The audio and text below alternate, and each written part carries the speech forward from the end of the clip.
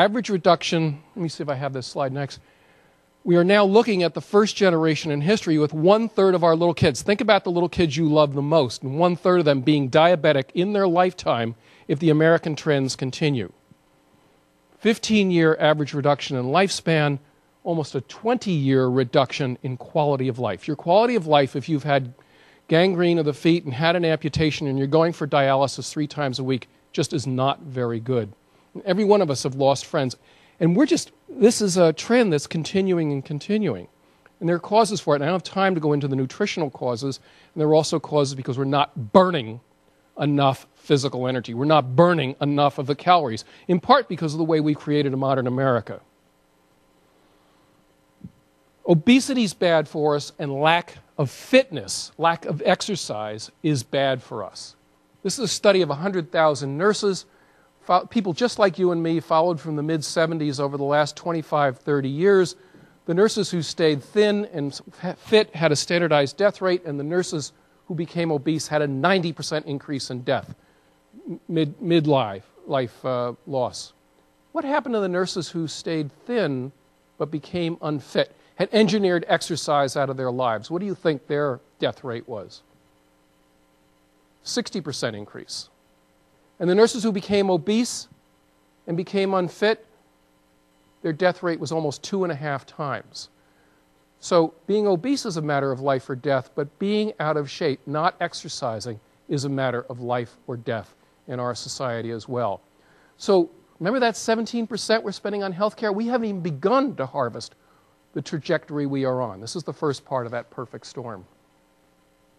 There are many things we've done with our neighborhoods. I was lucky enough to go to a school that looked like this.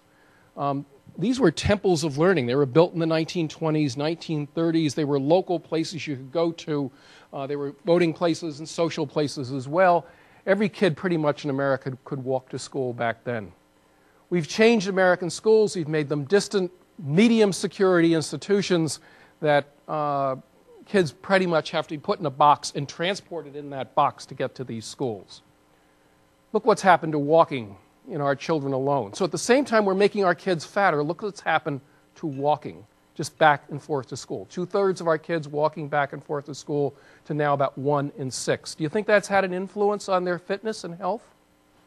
I've talked about their weight gain, but look what happened to their fitness. And Senator Torlakson was behind legislation that required on the report card a fitness gram that would describe the fitness of California children. 6 measures of children's fitness. One of them was, can you walk a 12-minute mile? There's 60-year-olds in this room that can walk a 12-minute mile without any trouble at all. 3/4 of the high school kids in California cannot walk a 12-minute mile.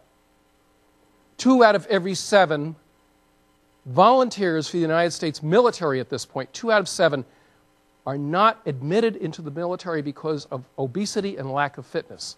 That's the decline that we have seen in our population. So the first part of this perfect storm is the health issue. Look what's happened to simple levels of walking and biking.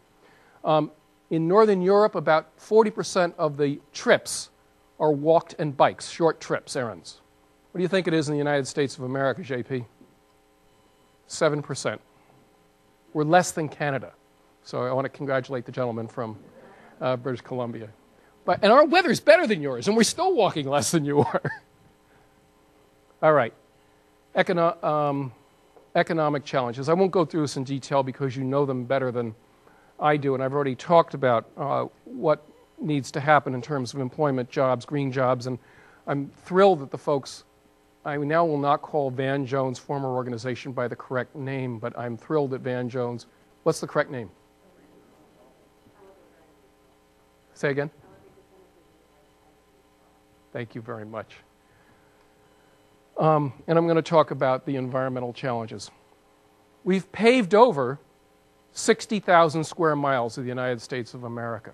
Impervious surfaces, gets hot in the summertime, doesn't produce oxygen, doesn't reduce CO2, runs off every time it rains with all kinds of pollutants into the local water system that we've already talked about.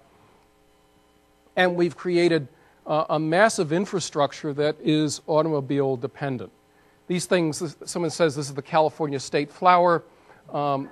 they fail to work after about 6 to 10 years. They just don't move people very effectively compared to other kinds of infrastructure.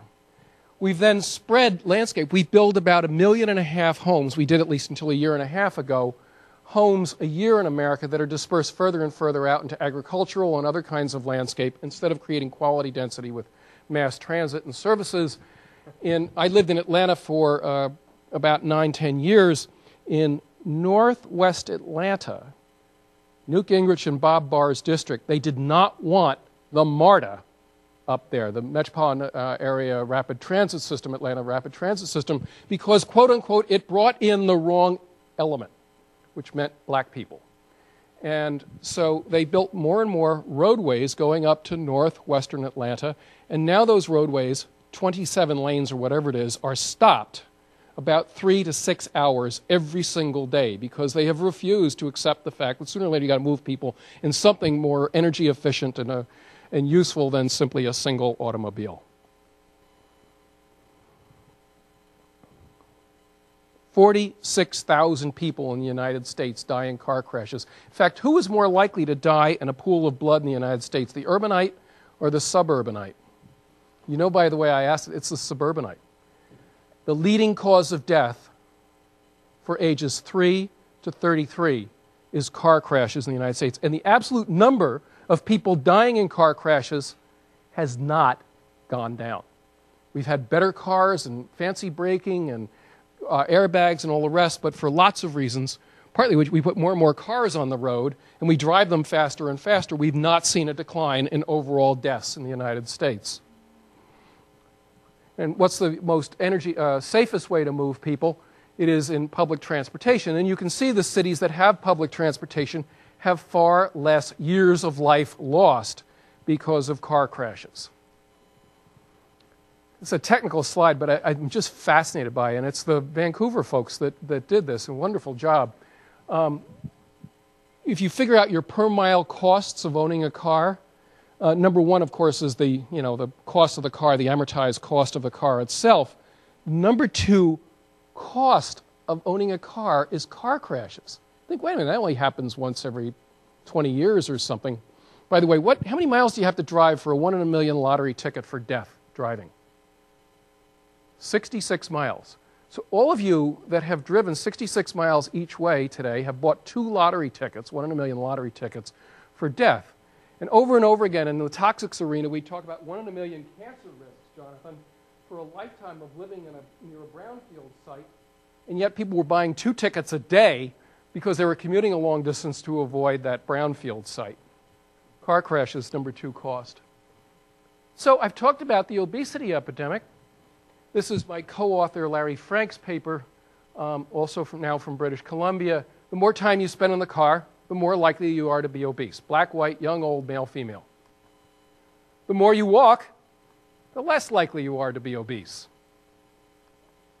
And the better the design of the community, the more connectivity, the more destinations that people have, the lower the level of obesity.